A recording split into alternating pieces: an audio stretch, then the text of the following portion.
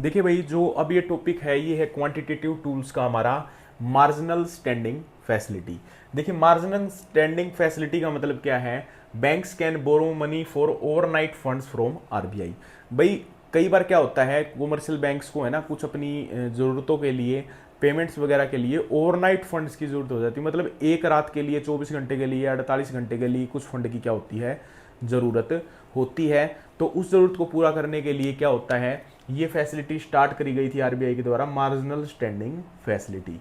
ठीक है भाई, तो इसमें क्या करेगा आरबीआई है, आरबीआई और यहाँ पे हमारे हैं कॉमर्शियल बैंक्स। ठीक है भाई, तो आरबीआई से ये एक तरह से लोन होता है। ठीक है, लोन लेता है ओवरनाइट, ओवरनाइट फंड ले लेता है आरबीआई से कॉमर्शियल बैंक्स। ठीक है भाई, और कॉमर्शियल बैंक्स आरबीआई को क्या देंगे भाई? Government securities, government securities provide करवाएंगे किसको? आरबीआई को। अब एक बात मैं आपको पहले बताना भूल गया कि क्या होता है। देखिए, आपने जब आपने कई बार जब आपने देखा था कि भाई जो रेपो रेट आपने सुना था कि रेपो रेट में क्या होता है, कॉमर्शियल बैंक्स क्या करते हैं, लोन लेते हैं आरबीआई से। जब आरबीआई से जब कॉमर्शियल बैंक्स लोन लेंगे तो भाई आरबीआई पैसा दे देता है, लेकिन बदले में कॉमर्शियल बैंक्स क्या करते हैं, गवर्नमेंट सिक्योरिटीज किसके पास जमा करते हैं? आरबीआई के पास जमा करते हैं।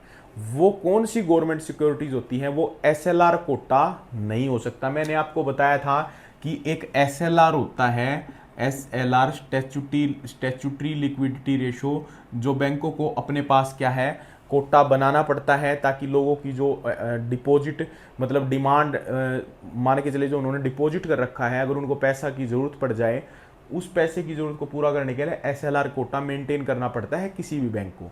ठीक है, तो इसकी वो हो सकता है वो कैश में रखे या गवर्नमेंट सिक्योरिटीज के रूप में भी कोई भी बैंक रख सकता है। तो एसएलआर कोटे का यूज है ना वो वहां पे नहीं कर सकता था रेपो रेट के फॉर्म में। ठीक है, रेपो रेट में वो नहीं कर सकता, वो गवर्नमेंट सिक्योरिटीज एसएलआर कोटा वाली आरबीआई को नहीं दे सकता। लेकिन जो ये मार्जिनल स्टैंडिंग फैसिलिटी थी, ये जो ओवरनाइट फंड है, इसमें कुछ परसेंटेज में भी 2 या 3% होगा वो जो एसएलआर कोटा का वो यूज कर सकता है गवर्नमेंट सिक्योरिटीज, क्योंकि वो ओवरनाइट फंड है। देखो सीधी सी बात है भाई, ओवरनाइट फंड है, हमारे पास आज सिक्योरिटी है, हमने आरबीआई को दे दी, कल आरबीआई ने हमको वापस दे दी, तो इसलिए आरबीआई इनको ये भाई बोल रखा है कि आप इनका कुछ परसेंटेज यूज कर सकते हो। ठीक है भाई, तो ये हमारा टॉपिक था मार्जिनल स्टैंडिंग फैसिलिटी। इसमें bank can use some percentage SLR quota securities as collateral. ये मैंने आपको अच्छे से समझाई दिया भाई। ठीक है, इसके अंदर जो अगला रहता है भाई टॉपिक, वो है